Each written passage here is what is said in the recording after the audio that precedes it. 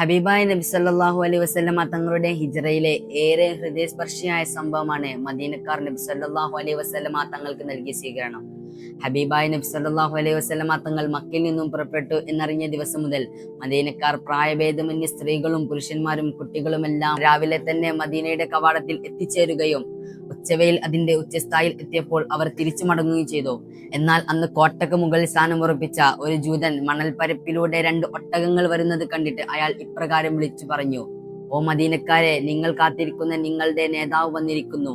ഇത് കേട്ടതോടെ മദീനക്കാർ ഏറെ സന്തോഷത്തോടു കൂടി വലിപ്പ ചെറുപ്പ പ്രായഭേദമന്യേ സ്ത്രീകളും പുരുഷന്മാരും കുട്ടികളുമെല്ലാം മദീനയുടെ കവാടത്തിലേക്ക് ഒഴുകിയെത്തി.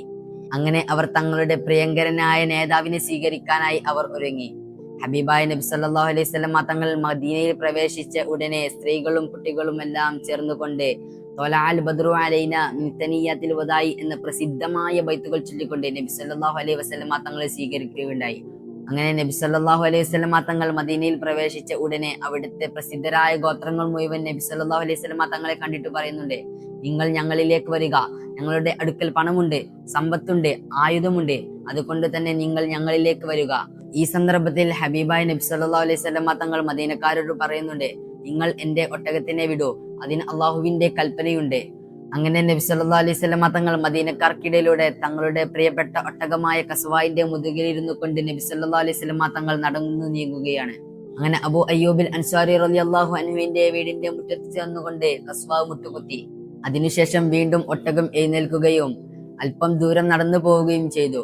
വീണ്ടും ഒട്ടകം തിരിച്ചു വന്ന് നേരത്തെ മുട്ടുകുത്തിയ സ്ഥലത്ത് മുട്ടുകുത്തുകയും കൈത്തു മണ്ണിൽ വെക്കുകയും ചെയ്തു. അങ്ങനെ നബി സല്ലല്ലാഹു അലൈഹി വസല്ലമ തങ്ങൾ പറയുന്നുണ്ട്: "ഇതാണ് ഞാൻ താമസിക്കാൻ ഉദ്ദേശിക്കുന്ന സ്ഥലം."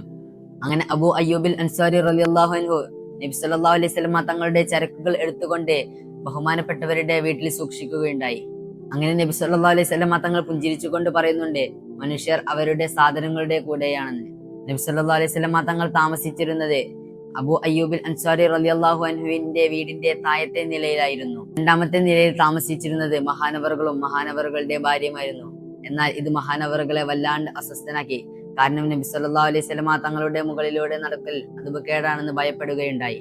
അങ്ങനെ അവരുടെ ആവശ്യപ്രകാരം നബി സല്ലല്ലാഹു അലൈഹി വസല്ലമ തങ്ങൾ മുകളിലത്തെ നിലയിൽ മാറി എന്നും ചരിത്രത്തിൽ കാണാൻ സാധിക്കും. ഒരു അതിഥിക്ക് നൽകാവുന്ന ഏറ്റവും വലിയ സ്വീകരണമായിരുന്നു മഹാനവറുകളും അവരുടെ ഭാര്യയും നബി സല്ലല്ലാഹു അലൈഹി വസല്ലമ തങ്ങൾക്ക് നൽകിയിരുന്നത്. ഒട്ടകം മുട്ടുകുത്തിയ സ്ഥലം സഹൽ സുഹേൽ എന്ന 2 യത്തീം മക്കളുടേതായിരുന്നു. അങ്ങനെ നബി സല്ലല്ലാഹു അലൈഹി വസല്ലമ തങ്ങൾ ആ സ്ഥലത്ത് പള്ളി നിർമ്മിക്കാൻ തീരുമാനിച്ചു. ആ ബാലകന്മാരായ സ്വഹാബിമാർ നബി സല്ലല്ലാഹു അലൈഹി വസല്ലമ തങ്ങൾക്ക് ആ സ്ഥലം നൽകുവാൻ ഏറെ ആഗ്രഹിച്ചു. എന്നാൽ നബി സല്ലല്ലാഹു അലൈഹി വസല്ലമ തങ്ങളെ നിരസിച്ചുകൊണ്ട് പണം കൊടുത്ത് തന്നെ ആ സ്ഥലം വാങ്ങണമെന്ന് നബി സല്ലല്ലാഹു അലൈഹി വസല്ലമ തങ്ങൾ ആവശ്യപ്പെടുകയുണ്ടായി. അങ്ങനെ ആ സ്ഥലത്തിന്റെ മൂല്യം നബി സല്ലല്ലാഹു അലൈഹി വസല്ലമ തങ്ങൾ കുട്ടികൾക്ക് നൽകിയ ശേഷമാണ് നബി സല്ലല്ലാഹു അലൈഹി വസല്ലമ തങ്ങൾ അവിടെ പള്ളി നിർമ്മിച്ചത്. ഒരു ഉത്തമനായ നേതാവ് എങ്ങനെ ആയിരിക്കണം എന്നാണ് നബി സല്ലല്ലാഹു അലൈഹി വസല്ലമ തങ്ങൾ മാനവ സമൂഹത്തിന് കാണിച്ചു തന്നത്.